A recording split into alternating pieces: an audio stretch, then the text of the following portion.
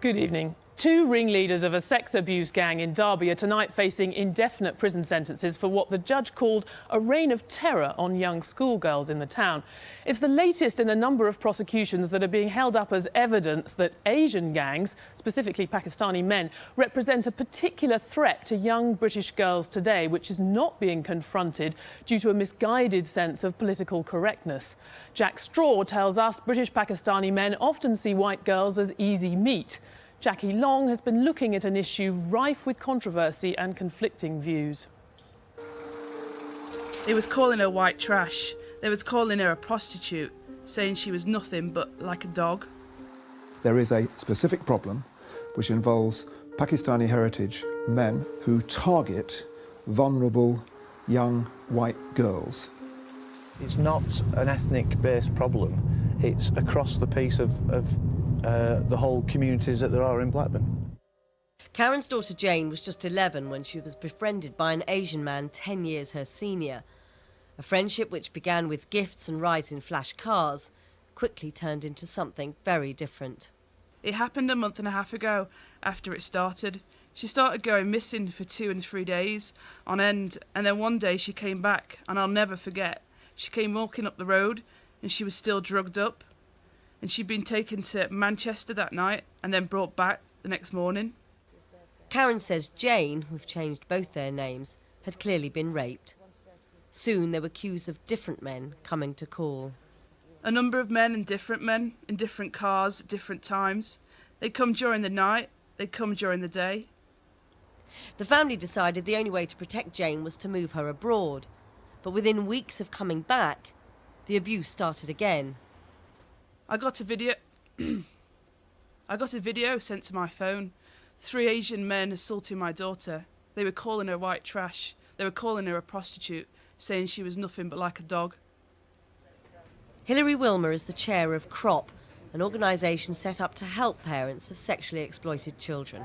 We've been working over the last 7, 8, 9 years with over 400 families. And of those families, mostly in the northwest and the northeast and the Midlands, but not entirely so, 97% of those 400 families are white. And in terms of the perpetrators, those gangs are in the vast majority from Pakistani Asian origin. Others have recently pointed to a series of high-profile prosecutions of Muslim men as evidence. But there are no official statistics. Nevertheless, former Home Secretary and Blackburn MP Jack Straw says he knows from his own constituency that this is a real problem. It is a specific problem in some areas, and it's been a specific problem here in the Blackburn area. Pakistanis, let's be clear, are not the only people who commit sexual offences, and overwhelmingly the sex offenders' wings of prisons are full of white sex offenders. But there is a specific problem which involves Pakistani heritage men, some of some age as well, who target vulnerable young white girls, and we need to get the Pakistani community to think much more clearly about why this is going on and to be more open about the problems that are leading to a number of Pakistani heritage men thinking that it's okay to target white girls in this way. These young men are in a Western society, in any event. They act like any other young men. They're fizzing and popping with testosterone. They want some outlet for that. But Pakistani heritage girls are off limits, and they are expected to marry a Pakistani girl from Pakistan, typically. So they then seek other avenues, and they see these young women, white girls who are vulnerable, some of them in care, who for sure have not been subject to normal parental support, who they think are easy meat.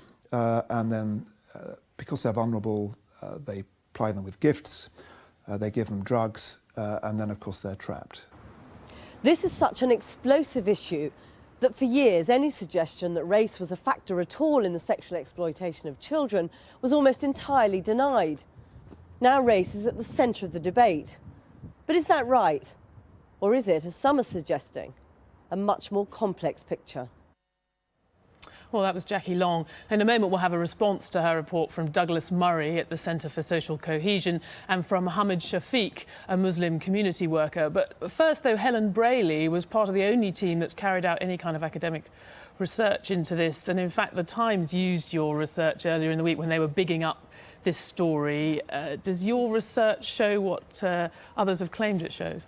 I think the main problem with it is it's been taken out of context. We were looking at 2 police operations, both very close kind of geographically. And so based on that data, we did find that there was a large Pakistani contingent in the offenders and the victims were predominantly white. However, when you look at the census data and the demographic for that area, there were some Asian and black victims, and they were actually overrepresented when you look at the sheer percentages. But if you talk about percentages, but we do know, even if it's a broader problem, that it's not just maybe in the Muslim community. It clearly is a problem in the Muslim community. I mean, you wouldn't deny that. We've seen this evidence in all these cases. Yeah, I think the problem though is when you jump in with thinking about race too quickly, you can miss a whole load of other things that are happening in other areas. So by racially stereotyping this early on without a national scoping project, so we don't know what the situation is in other areas around the country, that you might be leading to a self-fulfilling prophecy of if people are looking for Asian offenders, they will only find Asian offenders, and offenders of other ethnic groups might develop a sense of impunity to this. And that was a point in a way that came out in the film. But in a sense, I mean, what you're saying is that we can never know for sure. But I mean, Mohammed Shafiq, you're someone who's actually taken quite a lot of risks in the past speaking up about this issue. Presumably you welcome Jack Straw's comments. Well, I think it's important to say tonight that we pay tribute to the bravery of the women and the teenagers who give evidence so that the perpetrators, the evil criminal men are put behind for a very long time. And I think that's very important. But the central issue is this, that it's a sad reality that there are young Pakistani men, 53 in total of which we know, who've been convicted, who've been going around this country, who've been grooming white teenagers under the age of 16 in a horrific way. And I think it takes, it is time for the communities of the United Kingdom to stand up against this. This is not a race issue.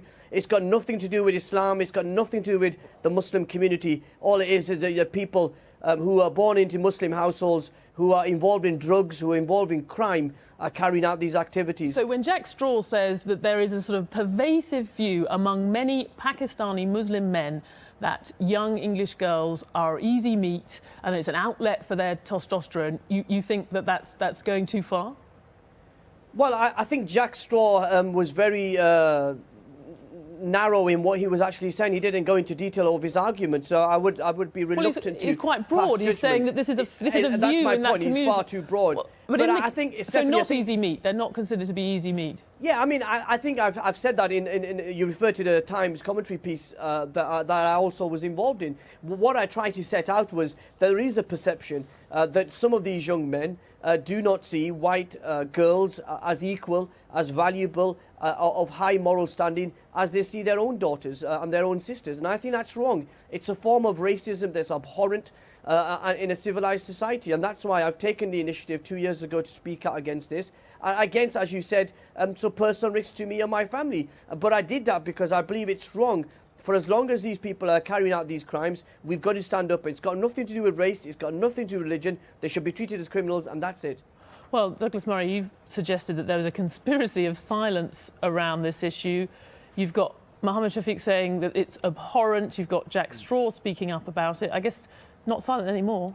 Well, I very much hope not, and let's hope that it isn't from tonight onwards. But the fact is, in the past, it very much has been.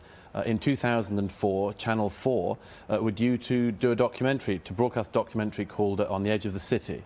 That also exposed this very story we're talking about tonight. The police asked Channel 4 not to show that documentary because the BNP was starting to talk about what they were boasting that it was going to be a great advert for the BNP. Because of that, all sorts of other people came in and said Channel 4 mustn't show this, they mustn't investigate this. Muslim leaders said they shouldn't be doing this. The fact is we can't sweep things under the carpet in Britain just because we don't like them. We've had it. It's been rather talk about 2010 than talk about something that was been going on in 2003. Actually, you should be commending the community. You should commend me tonight on Newsnight for actually taking a position on this. Absolutely, and I do commend you for it. I was talking about the background of this, which I think is very important to look at. The fact is this case is very shocking to a lot of people because they didn't know this sort of thing was going on, because there has been a wall of silence around it. And I might just add that there is a demonstration of the seriousness of this problem and the unwillingness of people to attack it, to address it, by the very fact that one of your previous guests refers to the fact that his own stance in speaking out against sex gangs in Britain in 2010 is brave. Okay. It is brave. It shouldn't be. Okay, that demonstrates part of the problem. It seems to be less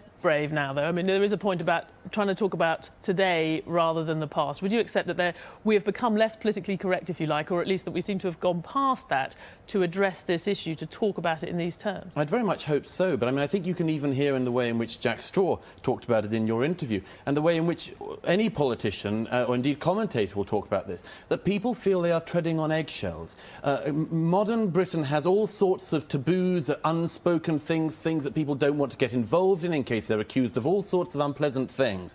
And people, for that reason, people are very careful about addressing things like this. And I would hope that people can realise that this is the very beginning of addressing very unpleasant things that are going on. But they have to be more than addressed, they have to be dealt with. Well, OK, but then what do you think they should actually do? Because this isn't just about political correctness. I mean, your suggestion is that it's actually making it harder to confront a horrific crime that we heard about in that piece. What is the next step from here? Political correctness obviously makes it harder. It makes it harder for the police. But what should they do now if we've got over that? The thing they do now, among other things, is to do it, as Jack Straw mentioned, for the Pakistani communities of this country, Muslim communities in this country, and other communities, of course it isn't just them, to address this problem among their young men, of the way in which young girls are seen, because that is an endemic problem. It is one that has to be addressed. And I would argue it has to be addressed in the following way. As a Muslim, if I may just say, as a Muslim friend of mine said in Birmingham to me recently, who said to me recently she had spent all of her life being addressed as a Muslim woman and never as a British woman. Okay. That's the kind of rights we should be